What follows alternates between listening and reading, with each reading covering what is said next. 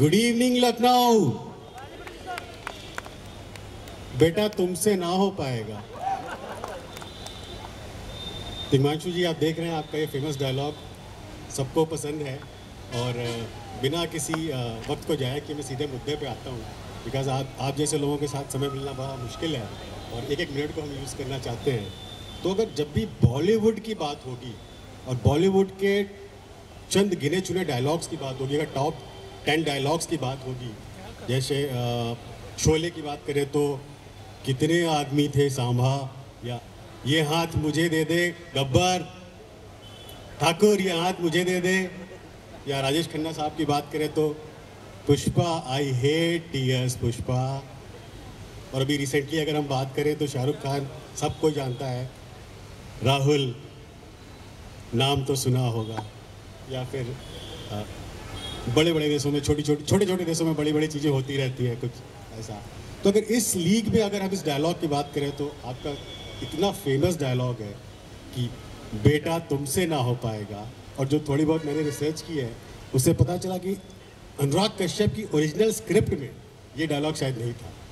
उसको शायद आपने अपनी क्रिएटिविटी से, अपने इम्प्रोवाइजेशन से इसको सिचुएशन के हिसाब से फिट किया। तो कैसे हुआ सर ये पूरी ये जर्नी कैसे हुई सर इस डायलॉग की?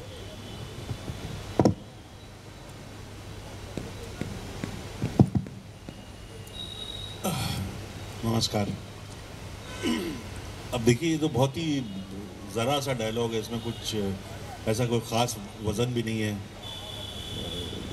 ज़िंदगी की कोई ऐसे तामील दिए कोई ऐसा भी नहीं है। तुमसे ना हो पाएगा कुछ नहीं था, वो सिचुएशन थी, मैं प्ले कर रहा था एक्टर के साथ। वैसे भी मैं ड्रामा स्कूल से मैंने पास आउट किया 1989 में।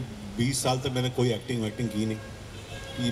वासेपुर में पहली बार मैं एक्टिंग कर रहा था, तो इम्प्रोवाइज निकल गया मुझसे। उसके पीछे कोई जर्नी वर्नी नहीं है, वो तो ऑन द स्पॉट हो गया। किसको पता था कि ये इतना पकड़ लेगा, इतना लोगों की बातचीत, आम बातचीत में इसका इस्तेमाल होगा कि बेटा तुमसे ना हो पाएगा। मुझे मालूम नहीं था, तो इम्प्रोवाइज कर लिया था, वो हो गया। That's a humble Tigmanshu ji, as always।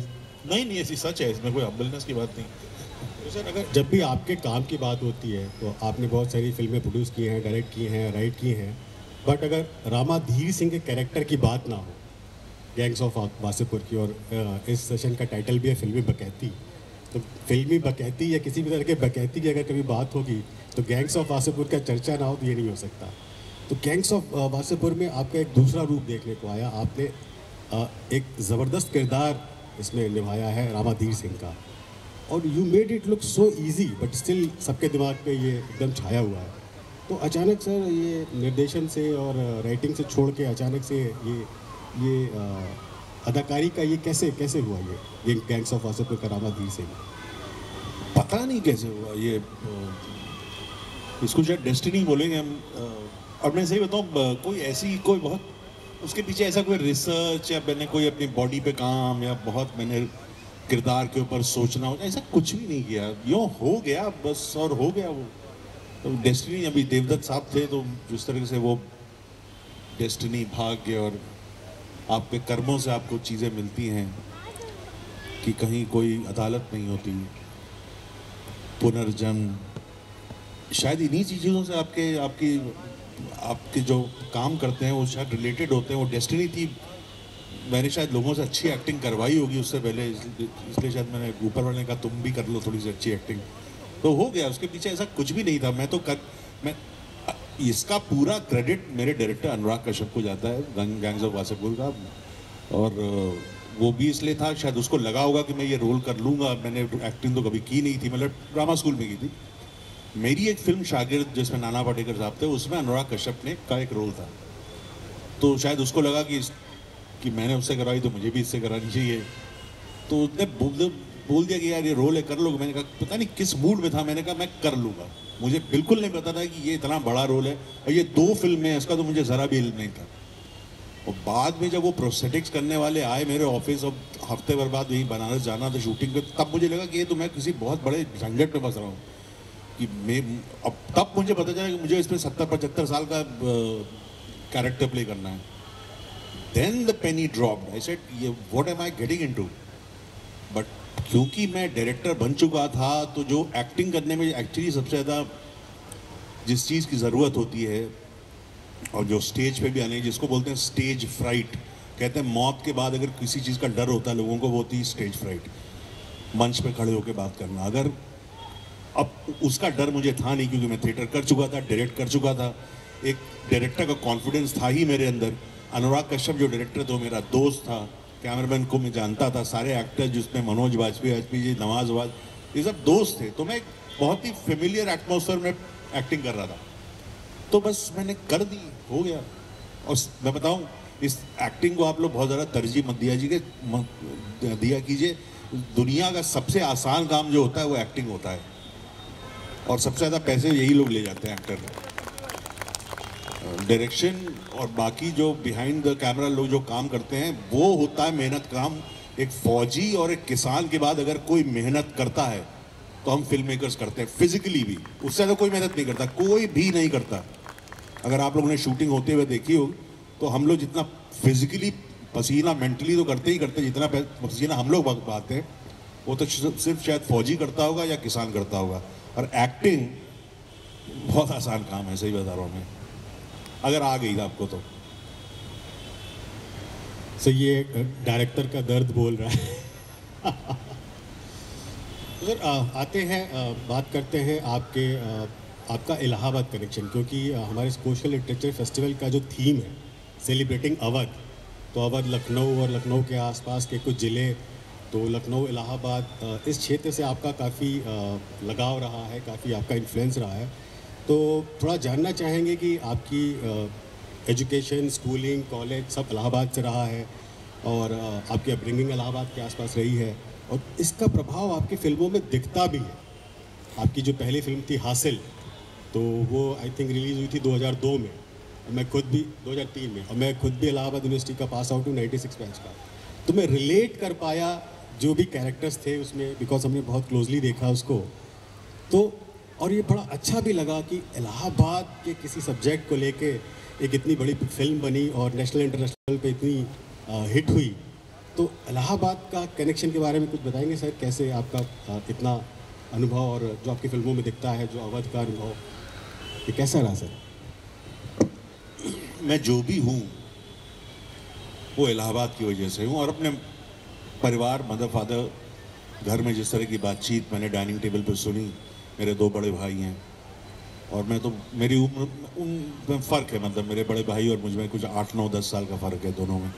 तो मैं एक मूक दर्शक ही होता था डाइनिंग टेबल पे, और डाइनिंग टेबल पे जब मदर फादर और दोनों बड़े भाई चीज़ों पे बातें करते रहते, ज़्यादातर वो पॉलिटिक्स ही होती थी और फिल्में होती थी, तो मैं सिर्फ सुनता था। तो वो उस डाइनिंग टेबल जो मेरे घर में थी उसकी वजह से। और इलाहाबाद देखिए, मैं बहुत अच्छा शहर है लखनऊ, बहुत खूबसूरत शहर है, बहुत प्यारे लोग हैं यहाँ के, बहुत अच्छा खाना है, बहुत अच्छी तमीज़, तहजीब, नज़ाकत, सब कुछ है यहाँ। लेकिन इलाहाबाद के सामने 19 है। मैं बताता हूँ क्यों। क्या बोलते हो लखनऊ वालों? नहीं, बोलने से क्या होगा, फैक्ट है, बोलना क्या है उसमें। देखिए उत्तर प्रदेश में, क्योंकि अवध की बात कर रहे हैं, देखिए इस हमारे इस पूरे बेल्ट में 4 बड़े शहर हैं, कानपुर, बनारस, लखनऊ और इलाहाबाद। चारों का अपना अपना अलग कैरेक्टर है। बनारस क्योंकि गंगा जी है वहाँ पे और काशी विश्वनाथ जी हैं, तो वहाँ पे एक धार्मिक माहौल बहुत ज़्यादा है। कानपुर हमेशा एक इंडस्ट्रियलिस्ट टाउन रहा है, वहाँ पे बिजनेसमैन और उस, तो वहाँ पोल्यूशन, ट्रैफिक, ये सब बहुत ज़्यादा है। लखनऊ में एक नवाबी माहौल रहा है, उसका असर है। इलाहाबाद में बिकॉज अंग्रेज़ों का ज़्यादा असर रहा है, बिकॉज एक टाइम पे तो सेंट्रल प्रोविंस का कैपिटल था इलाहाबाद, तो इलाहाबाद में एक कॉलोनियल माहौल रहा है। पुलिस हेडक्वार्टर से लेके, एजुकेशन से लेके, हाई कोर्ट, इलाहाबाद यूनिवर्सिटी और तमाम वो सारे इंस्टीट्यूट्स जो अंग्रेज़ों ने बनाए थे, उसका तो इलाहाबाद में, और क्योंकि संगम भी है, तो एक्चुअली में इलाहाबाद में जिसको कहते हैं कि आपका गंगा जमनी तहजीब जो है, इलाहाबाद में कूट कूट कर भरी हुई है। जितने राइटर्स, बड़े राइटर्स हिंदी लिटरेचर में निकले हैं वो इलाहाबाद से निकले हैं, या तो निकले या तो इलाहाबाद यूनिवर्सिटी से पढ़े। तो इलाहाबाद में दोनों का बहुत ही ब्रिलियंट मिक्स है। अंग्रेजियत का भी बहुत मतलब अगर आप लोग यहाँ पे कोई है जो कि वेस्टर्न म्यूजिक से वाकिफ़ है, तो जो पहली मैगजीन वेस्टर्न म्यूजिक की निकली थी रॉक स्ट्रीट जर्नल, वो इलाहाबाद से निकली थी। अमित सहगल मेरा दोस्त वो निकालता था उसको। वो कहीं दिल्ली, बम्बई, बैंगलोर, पुणे, चेन्नई, कलकत्ता से नहीं निकली, तो इलाहाबाद से निकली। तो ये जो मिक्स है, मैं बहुत इस बात का मैं फॉर्चुनेट हूँ कि मैं इलाहाबाद में इस माहौल में रहा। मैं महादेवी वर्मा जी के घर जाता था, आम की लकड़ियों की, हमारे घर में हवन होता था और आम की लकड़ियाँ की ज़रूरत होती थी। मैं महादेवी वर्मा जी के घर जाता था हर इतवार को आम की लकड़ियाँ लेने के लिए। मैं उनको देखता था। कांता उनका एक माली था, मैं कांता भैया, उनको कुत्ते बहुत थे उनके यहाँ। तो वो प्रेमचंद जी के, अमृत राय जी उनके सुपुत्र हैं, धूप छाँव, उनके घर हमारा आना जाना था। तो ये तो मैंने तो उसके लिए कुछ किया नहीं, तो मुझको मिल गया, और मिल गया तो शायद उसका असर मेरे पे पड़ा, और उसी की वजह से जो भी हूँ मैं हूँ। तो सर आपकी पहली मूवी हासिल में तो काफ़ी कमाल का काम किया आपने इलाहाबाद की वजह से, बट जहाँ तक मुझे याद है हासिल के बाद एक आपकी एक आई थिंक समय से पहले की मूवी थी चरस, जो कि शायद उतनी नहीं चल पाई, और शायद आज के परिप्रेक्ष्य में आज 2-4 साल 5 साल पहले अगर चरस रिलीज़ हुई होती तो बहुत बहुत बहुत सक्सेसफुल हुई होती। तो उस वक्त चरस के बारे में सोचना, इस मूवी के बारे में, और समय से पहले उस आइडिया को कंसीव करके एग्जीक्यूट करना, सर क्या था इस मूवी के पीछे आपका थॉट्स?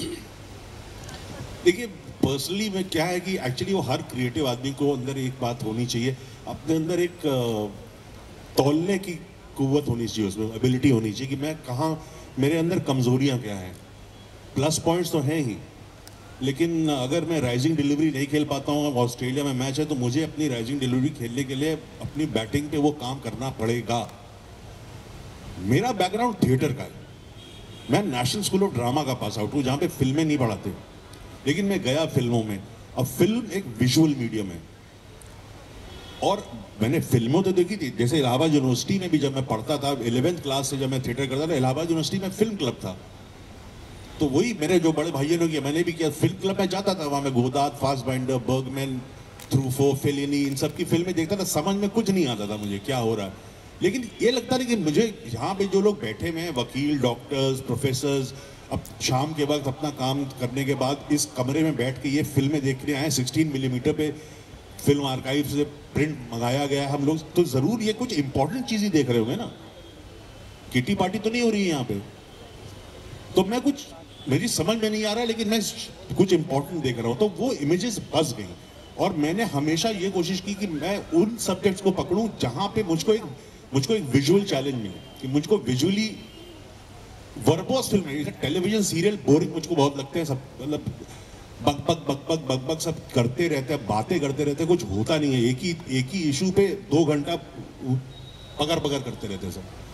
बट इसी पकड़ को आप विजुअली कैसे एक्सप्रेस करेंगे और कम्युनिकेट करेंगे? तो मैं तो ड्रामा स्कूल का था, मुझको वो विजुअल आता नहीं था, मतलब मैंने स्कूलिंग नहीं थी, लेकिन मैंने हमेशा उन्हीं सब्जेक्ट की तरफ मैं पकड़े जहाँ पे मुझको अपने आप को पुश करना पड़े विजुअली, कि मैं कैसे इसको ट्रीट करूँगा। तो चरस जो मैंने सेकंड फिल्म बनाई थी, उसके बारे में मैंने एक आउटलुक मैगजीन में एक आर्टिकल पढ़ा था अबाउट दीज पीपल जो कि all over the world Himachal में उस एरिया में जाते हैं और ड्रग्स करते हैं और वापस नहीं आते कभी। सो वो मिसिंग पीपल हैं जो they don't want to be found.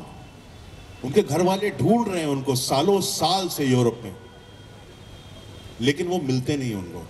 वो क्यों? क्योंकि वो मस्त है, वहाँ चरस पी रहे हैं और फ्रूट्स हैं वहाँ पे, वो खा रहे हैं, उनका वीज़ा एक्सपायर हुए 15-15, 20-20 साल हो गए, वहीं पड़े हुए हैं वो लोग। तो वो मुझको आइडिया बहुत अच्छा लगा कि इस पर एक फिल्म बनानी चाहिए। और फिर जोसेफ कॉनराड का एक नॉवल है हार्ट ऑफ डार्कनेस, जिसके ऊपर फ्रांसिस फोर्ड कॉपला ने एक फिल्म बनाई थी एपोकलिप्स नाउ। उसका कैरेक्टर जो था उसको वो मैंने इरफान का कैरेक्टर चरस में रखा और मुझको विजुअली अच्छा लगा। पहाड़ है, ये है, वो है, और सब्जेक्ट ऐसा है, थ्रिलर है, और मुझे विजुअली एक्सप्लोर करने को मिलेगा, इसलिए मैंने वो सब्जेक्ट चूज़ किया। नहीं, पर्सनली आस्किंग सर, मुझे भी वो फिल्म बहुत अच्छी लगी थी, लेकिन उस वक्त बिल्कुल था कि शायद ऑडियंस उस फिल्म के लिए तैयार नहीं थी। आज अगर रिलीज़ होती 2-4-5 साल के अंदर तो मेगा हिट हुई थी सर, बहुत ज़बरदस्त फिल्म थी। आपने एनएसडी की बात की sir, national school of drama, और एनएसडी ने बहुत अच्छे अच्छे दिग्गज कलाकार, निर्देशक, निर्माता दिए हैं बॉलीवुड को। तो कैसे एक्टर्स दिए हैं, एक्टर्स दिए उन्होंने, एक्टर्स दिए हैं। और जहाँ तक मुझे पता, आपके रूममेट वहाँ पे संजय मिश्रा जी थे। हाँ बराबर। तो वो भी अपनी फील्ड के काफ़ी ज़बरदस्त अदाकार है, कलाकार हैं। तो कैसी रही आपकी एनएसडी की जर्नी सर? 1989 में शायद आपने एनएसडी पास आउट किया था। तो कितना प्रभाव है आपके अपने काम पे एनएसडी का?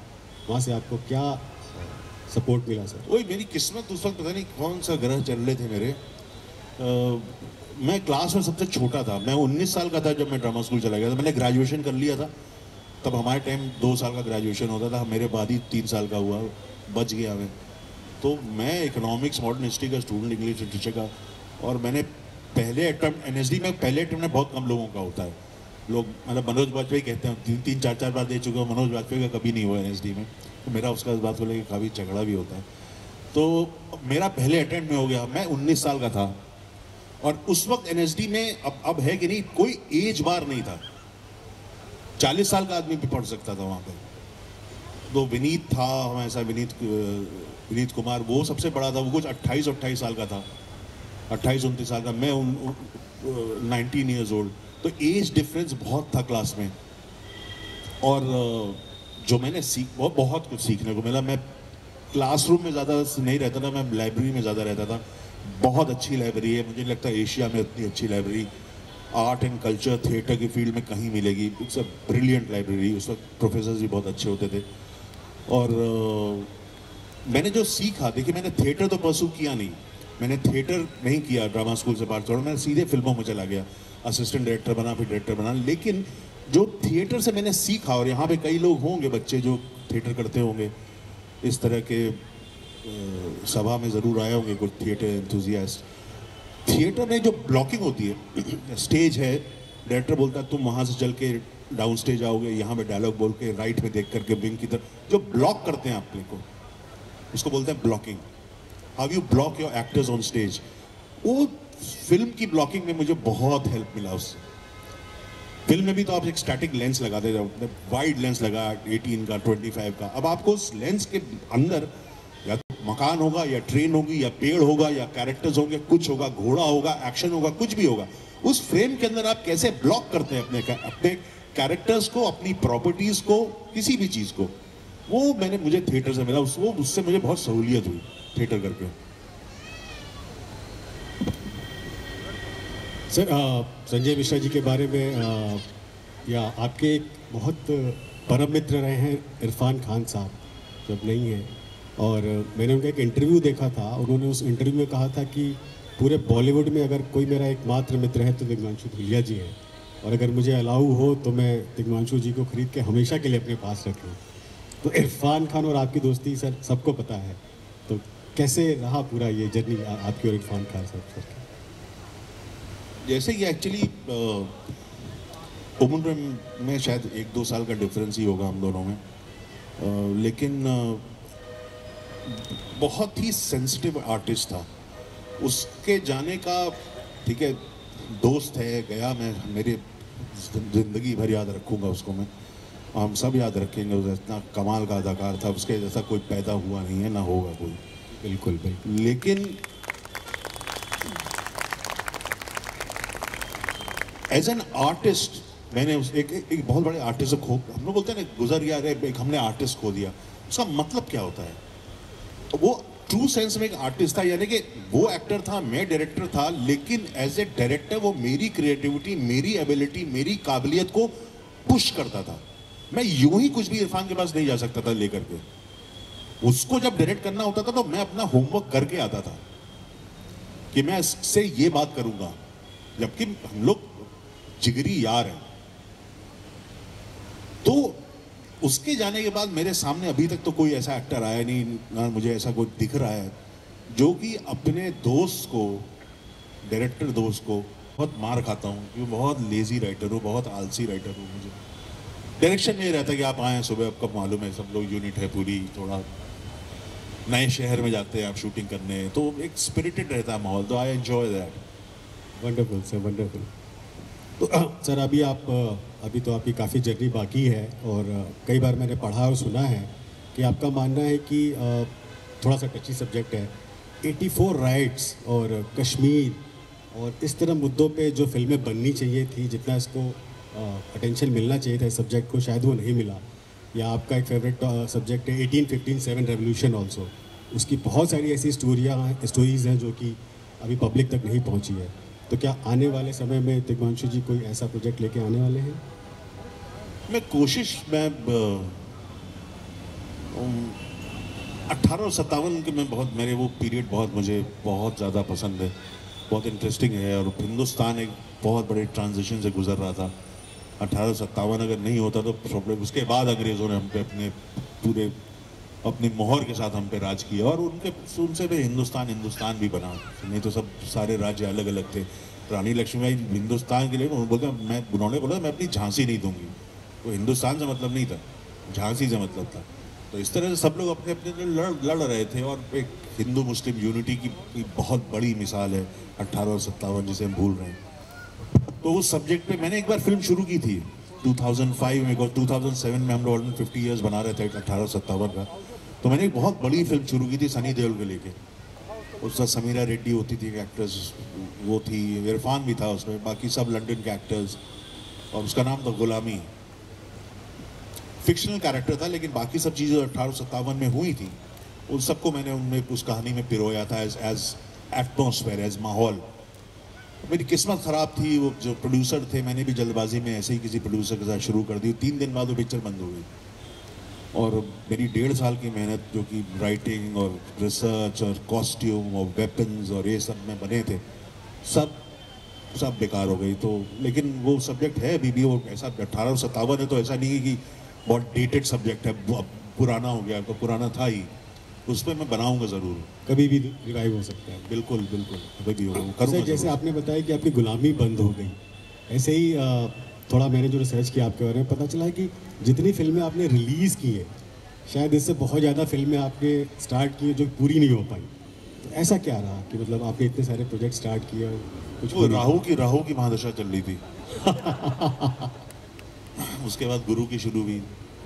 तो ऐसा हुआ, मतलब मैं आपको बताऊं, पहली 2 फिल्में चरस के बाद 7 साल तक मेरी कोई फिल्म रिलीज नहीं हुई, फॉर 7 ईयर्स।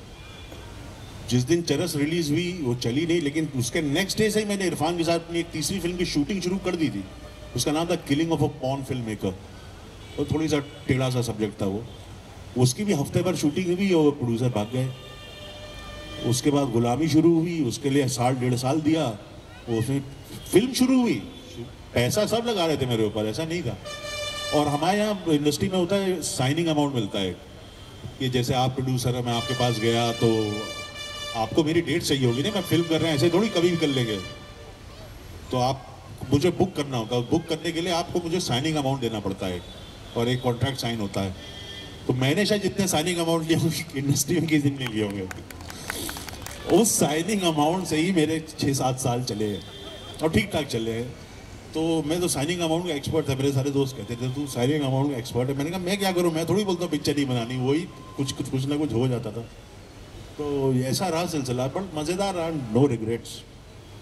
अच्छा, इसी राहु के महादशा और गुरु की महादशा में भी आपने कितनी बड़ी बड़ी फिल्में भी बनाई है सीधा जाके। अब आने वाला समय जो शनि की महादशा है, आई एम श्योर उसमें और बड़ी बड़ी फिल्में बनेंगी। हाँ, मेरा शनि भी स्ट्रांग है। बिल्कुल सर, अक्सर फिल्मों के बारे में कहा जाता है कि अक्सर डिबेट होता है कि जो समाज में हो रहा उसी को फिल्मों में दिखाया जाता है, और दूसरा एंगल ये है कि जो फिल्मों में सही या गलत दिखाया जाता है उसका प्रभाव समाज पे पड़ता है। तो ये क्या सही है इसमें कि फिल्मों का इन्फ्लुएंस समाज पे पड़ता है, या समाज में जो हो रहा है वही फिल्मों में दिखाई जाता है? नहीं, समाज में जो हो रहा है उसका इन्फ्लुएंस होता है फिल्मों में।